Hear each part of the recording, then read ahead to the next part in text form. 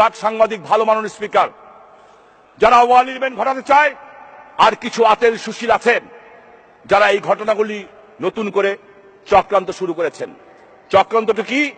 শেখ হাসিনার প্রশ্নে যারা বিন্দু পরিমাণ আপোষ করবে না তাদেরকে টার্গেট করা হচ্ছে, চরিত্র হনন করা হবে, এমন ভাবে হনন করা হবে যাতে আগামীতে তারা রাস্তায় জনগণের সামনে যেতে না পারে, কিংবা দলের ভিতরেই বিতর্ক করা হবে।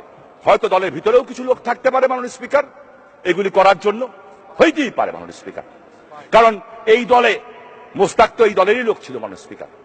তাই আমি আজকে আপনার কাছে প্রশ্ন করি, বাদ দেন মাননীয় স্পিকার আমার বিরুদ্ধে কি লিখেছে, আমাদের এই সকল সংসদ সদস্যের বিরুদ্ধে কে লিখেছে, বাদ দেন। আমাদের কোনো ইজ্জত নাই, আমাদের কোনো সমাজ নাই, আমাদের বাসাবাড়ি নাই, আমাদের বউ বাচ্চা নাই, আমাদের কিচ্ছু নাই, আমাদের রক্তের কোনো দাম নাই। আমরা মরলে কেউ কাঁদে না, আমাদের রক্ত রক্ত না, আমাদের রক্ত নর্দমার ময়লা পানি, আমাদের রক্ত নর্দমার পানি। কিন্তু শেখ হাসিনা, উনি কে? শেখ হাসিনা তো জাতির জনকের কন্যা, জাতির জনকের কন্যা, আমার প্রধানমন্ত্রী, আমার নেত্রী। আমরা যারা ৭৫-এর পরে এসেছি, শেখ হাসিনা আমাদের মা হয়, মা, আমাদের মাতৃতুল্য নেত্রী শেখ হাসিনা। 2001-11 সময় তার বিরুদ্ধে, যিনি সততার মূর্তমান প্রতীক, আমি যাকে দেখেছি, যাকে চিনেছি, আওয়ামী লীগ করি বলবো না, আল্লাহকে সাক্ষী রেখে বলতে চাই, আমি তো এরকম আল্লাহওয়ালা মানুষ দেখি নাই মাননীয় স্পিকার। আল্লাহকে সাক্ষী রেখে বলতে চাই, এরকম দেশপ্রেমিক আমি দেখি নাই মাননীয় স্পিকার।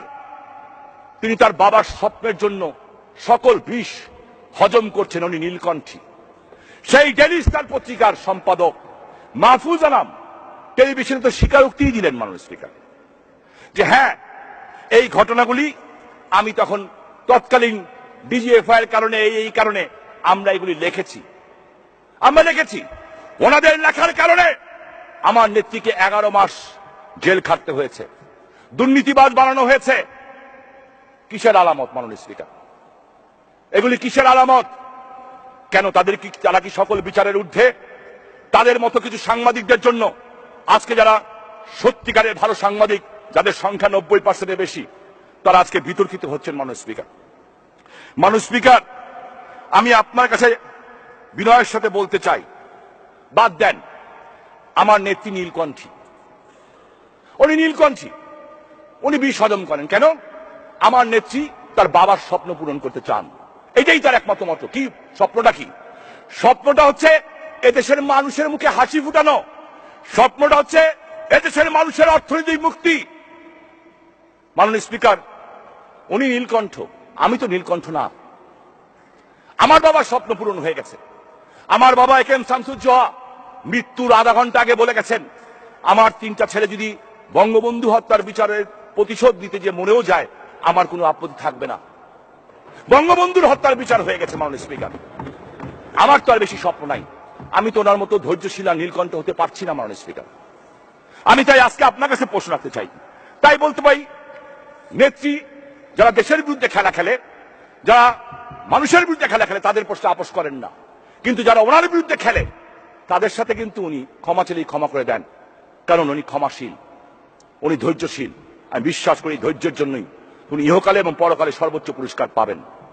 মাননীয় স্পিকার, নেতৃত্ব বাদ দেন, নেতৃত্ব মানুষ, আল্লাহর রসুল, তার আলপিনে আমার নবী রসুল করিম হযরত মুহাম্মদ মুস্তাফা সাল্লাল্লাহু আলাইহি ওয়াসাল্লামকে সে বিড়ালের সাথে তুলনা করেছিল এবং লিখেছিল মোহাম্মদ বিড়াল। বাইতুল মুকাররমের মসজিদের খতিবের কাছে গেলেন, যে কি করলেন? ক্ষমা চেলেন, ক্ষমা হয়ে গেল। বাহ, আমি মুসলমান, আপনি মুসলমান, জবাব দিতে হবে না?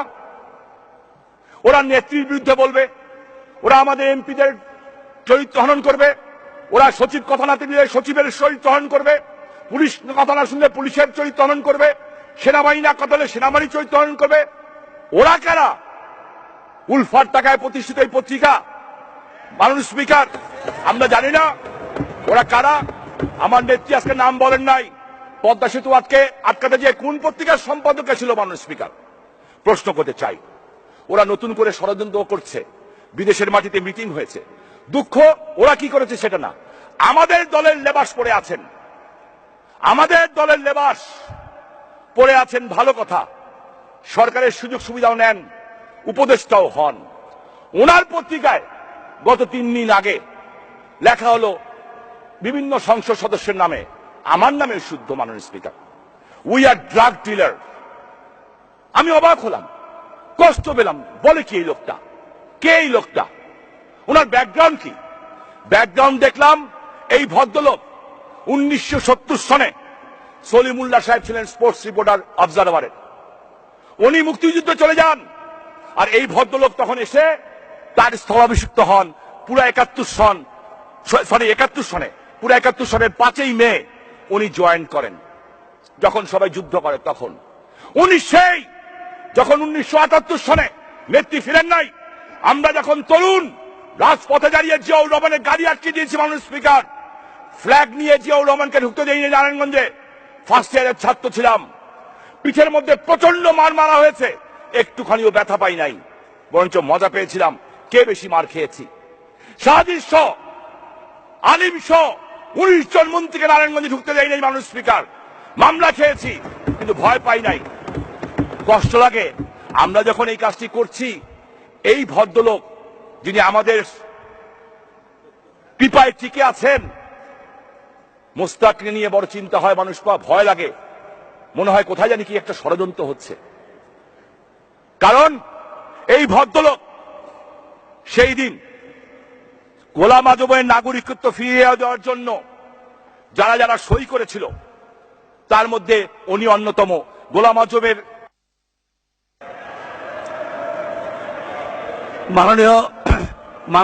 মাননীয় সদস্য, প্লিজ প্লিজ সাইলেন্ট প্লিজ। মাননীয় সদস্য, আপনার বক্তব্য শুনে আমিও অভিভূত, কিন্তু আমার কাছে সময়ের কনস্ট্রেন্টনেস অবশ্যই আছে, এটা আপনি জানেন। টাইমটা লিমিট করে দেন, মাননীয় চিফ হুইপ। তারপরও সিরিয়াল ভঙ্গ করে আমি আপনাকে বক্তব্য দেওয়ার সুযোগ দিয়েছি। এই কথা আজকে কে এই ভদ্রলোক 78 সনে সই দিলেন, বইটার নাম কি? জামাতে ইসলামের থেকে প্রকাশিত বই, গোলাম আজমের সংগ্রামী জীবন। গোলাম আজমের সংগ্রামী জীবন, ওই বইতে লেখা আছে যে উনি গোলাম আজমের নাগরিকত্ব ফিরিয়ে দেওয়ার জন্য সিগনেচার করেছিলেন, সিগনেচারের কপিও আছে সংগ্রাম পত্রিকায়। কে এই লোকটা, কে? উনি তো আমাদের মধ্যেই ঘোরাফেরা করেন, প্রগতিশীল সাজেন, আর এই সংসদের সংসদ সদস্যদেরকে মাদকের সম্রাট বানানোর চেষ্টা করছেন। ওনার নাম ইকবাল সোবহান চৌধুরী। মাননীয় স্পিকার, আমি প্রথমেই বলেছি আপনাকে ধন্যবাদ দেওয়ার যোগ্য কিনা। আই হ্যাভ, আজকে এখানে আমাদের কারো রাইট নাই, নোবডি, কেউ রাইট নাই মাননীয় স্পিকার, যে আমরা আমার পবিত্র নেত্রীর গায়ে 1 ফোঁটা ময়লা কলিমা লেপন করতে পারি, আমরা পারি না। যদি আমাদের মধ্যে কেউ কোনো একজন প্রকৃত অপরাধী হয়, আমার মনে হয় আমাদের বিরুদ্ধে তদন্ত হওয়া উচিত, আমাদের স্যাক করা উচিত, সংসদ থেকে বের করে দেওয়া উচিত। মাননীয় স্পিকার, আজকে আপনার কাছে আমি অ্যাপিল করি, বহু লেখা হয়েছে, 55 বয়স হয়ে গেছে মাননীয় স্পিকার, কয়দিন বাঁচবো জানি না, তবে এদের কাছে মাথা নত করার লোক আমি না। কারণ আমি আল্লাহকে বিশ্বাস করি মাননীয় স্পিকার, 5 ওয়াক্ত নামাজ পড়ি, সকালে কোরআন পড়ি, রাত্রে কোরআন পড়ি, তাহাজ্জুদ 17 বছর ধরে পড়ি, আল্লাহর রহমতে ছাড়ি নাই। আল্লাহ শুধু এইটাই নয়, ড্রাগ ডিলার খুনি তো বহু দূরে কথা মাননীয় স্পিকার, ইসলাম ধর্মে যা কিছু নিষেধ আছে তার একটাও যদি আমি সম্পৃক্ত থাকি, মাননীয় স্পিকার আপনাকে কথা দিচ্ছি, এই সংসদে দাঁড়িয়ে কানে ধরে গলায় জুতোর মালা দিয়ে বেরিয়ে যাব মাননীয় স্পিকার। আর যদি প্রমাণ করতে না পারে তাহলে কি হবে? কিচ্ছু হবে না মাননীয় স্পিকার। ওদের সাহস বেড়ে গেছে, কারণ ওরা শেখ হাসিনাকে নিয়ে বলে কিচ্ছু হয় না, ওরা আল্লাহর রসুলকে নিয়ে বলে কিচ্ছু হয় না, ওরা আমার মন্ত্রীকে নিয়ে বলে কিছু হয় না, ওরা আমাদের দলীয় সংসদ সদস্যকে নিয়ে বলে কিছু হয় না। কেন? ওদের দেখা দেখি সেই দিন ভালো সম্পাদকও তো আছে মাননীয় স্পিকার, অনেক ভালো সম্পাদক আছে। একটা অনুষ্ঠানে জিজ্ঞেস করলাম যে আপনারাও কি ওদের মতো ফলো করছেন? আমাকে যে উত্তর দিয়েছে, আমার কাছে কোনো জবাব ছিল না। বলছে আপনার লজ্জা লাগে না? আমি কেন? এই কথা বলেন, বন্ধু বান্ধব মানুষ। বললো আপনার নেত্রী শেখ হাসিনা সাহসী মহিলা, সৎ সাহসী, সাদাকে সাদা বলে, কালোকে কালো বলে জননেত্রী শেখ হাসিনা। উনি বলেছেন সংসদে দাঁড়িয়ে, আমি ডেইলি স্টার প্রথম আলো পড়ি না। আপনার নেতারা কিভাবে যে ডেইলি স্টারের জন্মদিনে কেক কাটে সেই প্রশ্নের উত্তর আগে দেন। কিভাবে কাটে? আপনার কোন নেতা প্রথম আলো পাঠক ফোরামের নেতা হয় কিভাবে? আজকে চিন্তার বিষয় মাননীয় স্পিকার। শুনেছি কোন এক জায়গায় বসে ষড়যন্ত্র হয়েছে, 100 জন এমপির নাম ঠিক করা হয়েছে। সেই এমপিদের বিভিন্নভাবে হেয় প্রতিপন্ন করার চেষ্টা করা হবে, এমন সিচুয়েশন সৃষ্টি করা হবে যারা ভবিষ্যতে তাদের জন্য রাজনীতি করা কঠিন হয়ে যায়। মাননীয় স্পিকার, 164 ধারায় আপনি তো আমাদের কাছে জিজ্ঞেস করতে পারতেন। আমি বলি না সমালোচনা দরকার নেই, অবশ্যই ভুল করে সমালোচনা করবেন। প্লেটো একটা বই লিখেছিল, বিশিষ্ট দার্শনিক প্লেটো, দি প্রফেট অ্যাকিউজড। আল্লাহর রসুলকেই তো ছাড়া হয় নাই, কোন রসুলকে ছাড়া নাই, আর আমরা তো সবচেয়ে পাপী বান্দা। লেখেন, কিন্তু আমাকেও বলার সুযোগ দেন। আমি তো 96-তে পার্লামেন্টে ছিলাম মাননীয় স্পিকার। প্রথমেই কিন্তু অধিকার ক্ষুণ্ণ হলে, আমি আপনার এবং চিফ হুইপ স্যারের দৃষ্টি আকর্ষণ করছি, অধিকার ক্ষুণ্ণ হলে তাদেরকে আগে সে অধিকার ক্ষুণ্ণে 164-এ আমি যখন প্রস্তাব দিব ওইটা সমাপ্তি করে আপনার রুলিং দেওয়া দরকার। আপনি যদি রুলিং দেন, তাদেরকে যদি তলব করেন, তলব করে জিজ্ঞেস করেন যে আমার সংসদ সদস্যের বিরুদ্ধে তুমি যে লিখেছ তোমার প্রমাণ কি, প্রমাণ পেলে ব্যবস্থা নেন, আর যদি প্রমাণ না পান তার বিরুদ্ধে ব্যবস্থা নেন। আইন করার সময় এসছে মাননীয় স্পিকার, আইন করেন। ওরা কিন্তু খেলায় নেমে গেছে, ওরা খেলায় নেমে গেছে। মাননীয় স্পিকার, কয়েকদিন আগে একটা পত্রিকা, আমাকে একটু সময় দিন, আজকে আপনার কাছে জোরহাত করে চাচ্ছি, আমি জোরহাত করে চাচ্ছি আপনার কাছে। আমি কয়েকদিন আগে একটা পত্রিকা, আপনি আমার বাবাকে চিনতেন মাননীয় স্পিকার। আমার বাবা, আমার বাড়িতে আওয়ামী লীগ তৈরি হয়েছে, আমার দাদা আমার বাবা আওয়ামী লীগের প্রতিষ্ঠাতা সদস্য। বাংলাদেশের সবচেয়ে ধনী পরিবারের মধ্যে একটা পরিবারের ছেলে আমরা। আমার দাদা নবাব হাবিবুল্লাহ জামানত বাজেয়াপ্ত করে এই ঢাকা বিভাগের এমপি। মাননীয় স্পিকার, সে আমার পিতা, আমি তাকে সম্মান করি। সম্মান করি এই কারণে, উনি আমাদের জন্য কিছু রেখে যান নাই। 75 সালের 17 আগস্ট খন্দকার মোস্তাকের ফোন আসলো আমার বাড়িতে। আমার বাবা 4টা-5টা অস্ত্র নিয়ে এদিক ওদিক দৌড়াদৌড়ি করছেন। বড় ভাই নাসিম ওসমান চলে গেছেন বইয়ের সমস্ত স্বর্ণ নিয়ে। সেই রাতে তার বিয়ে হয়েছিল, শেখ কামাল ভাই ছিলেন। সেইখান থেকে উঠে উনি যখন দেখেছেন বঙ্গবন্ধুকে মারা হয়েছে, উনি আমার মার সমস্ত গয়না, আমার ভাবির সমস্ত গয়না নিয়ে 50 জন ছেলে নিয়ে উনি বঙ্গবন্ধু হত্যার প্রতিশোধের জন্য বেরিয়ে চলে গেছেন। আমার বাবা 4টা-5টা বন্দুক নিয়ে চেষ্টা করছিলেন কিছু একটা করা যায় কিনা। 17 তারিখে রাত্রে বাসায় ফিরলেন, ফেরার সাথে সাথে একটা ফোন আসলো, ল্যান্ড ফোনে। ফোন আমি ধরেছিলাম, আমি ক্লাস 8-এর ছাত্র ছিলাম মাননীয় স্পিকার। ফোন ধরে বললাম হ্যালো। বলা হলো উপর থেকে খুনি খন্দকার মোস্তাক উনি কথা বলছেন। উনি আমার দাদার পয়সা লালিত পালিত হয়েছিলেন, আমাদের গ্রামের পাশেই তার বাড়ি। আমার মা, বললাম আব্বা মোস্তাক, আমার বাপ তখন ঘরে ঢুকেছেন মাত্র। আমার মা ফোনটা কেড়ে নিলেন, নিয়ে খন্দকার মোস্তাককে বললেন বলেন। বলল তুই করে বলতেন, বলে আমার এখানে শপথ নিতে, আমি ওকে মন্ত্রী বানাবো। আমার মা উত্তর দিয়েছিল যে আপনাকে একটা কথা পরিষ্কারভাবে বলতে চাই, আমার স্বামী যদি আপনার মন্ত্রী সভায় শপথ নেয়, তাহলে প্রথমে আমি নিজেকে চেষ্টা করবো তাকে হত্যা করতে, আর যদি না পারি তাহলে নিজে আত্মহত্যা করব। মাননীয় স্পিকার, আমি আমার মায়ের দিকে তাকিয়ে আমার বাবার সেই হাসি সেদিন দেখেছিলাম, এবং সাথে সাথে আধা ঘন্টার মধ্যে মোস্তাক বলল ওকে আর বাঁচাতে পারলাম না, বলছেন মেরে ফেলো। বাড়ি ঘেরাও দেওয়া হলো, আমার বাবাকে ধরে নিয়ে গেল। 75, 76, 77, 78, 79 একবেলা ভাত খেয়েছি, একবেলা ভাত খাই নাই মাননীয় স্পিকার। 900 টাকার জন্য পরীক্ষার ফর্ম ফিল আপ করতে পারি নাই। বোনের বিয়ে দিয়েছি মসজিদের ভিতরে। মেজো ভাই সেলিম ওসমান ইন্টারমিডিয়েটের ছাত্র, এই লেফটেন্যান্ট কিসমত মেজর ডালিমরা তাকে ধরে নিয়ে গেছিল, অকথ্য নির্যাতন করেছে রেডিও বাংলাদেশে। এই আপেল মাহমুদ এখন গান গেতো, আগে ও তখন বসা ছিল হাতে মদের গ্লাস নিয়ে। সেইখানে আমার ভাইটাকে প্রহার করা হয়েছিল। আমি ছোট ছিলাম, পোস্টার লাগাতে গেছিলাম, পিটিয়ে সাইকেল ভাঙা হয়েছিল পিঠের মধ্যে। মাননীয় স্পিকার, অভাবের সংসার ছিল, টাকার অভাব ছিল না, সমস্ত ফ্রিজ করে দেওয়া হয়েছিল। বাড়ি নিরামে উঠিয়ে দিল জিয়াউর রহমান, বাড়ি নিরামে উঠিয়ে দিল। আদমজি চিত্তরঞ্জন লক্ষ্মীনারায়ণ শ্রমিকরা 1 টাকা করে চান্দা দিয়ে আমাদের বাড়ি ছুটিয়ে দিয়েছিল। শ্রমিকের বাড়িতে বড় হয়েছে, আমার বাবা কিচ্ছু রেখে যান নাই আমাদের জন্য, আলহামদুলিল্লাহ। আমার সেই বাবাকে নিয়ে আওয়ামী লীগ অফিসে কয়েকদিন আগে মিটিং হয়েছে নারায়ণগঞ্জের একটা নির্বাচন নিয়ে।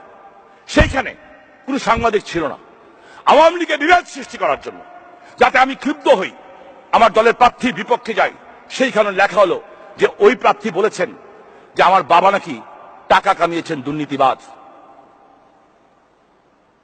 30 বছর হবে আমার এই 20 ফেব্রুয়ারিতে আমার বাবার মাননীয় স্পিকার। এটা কোন রাজনীতি মাননীয় স্পিকার? আমার কাছে মনে হয় আমার বাবার কবরের সামনে গেলে যে আমি অযোগ্য সন্তান।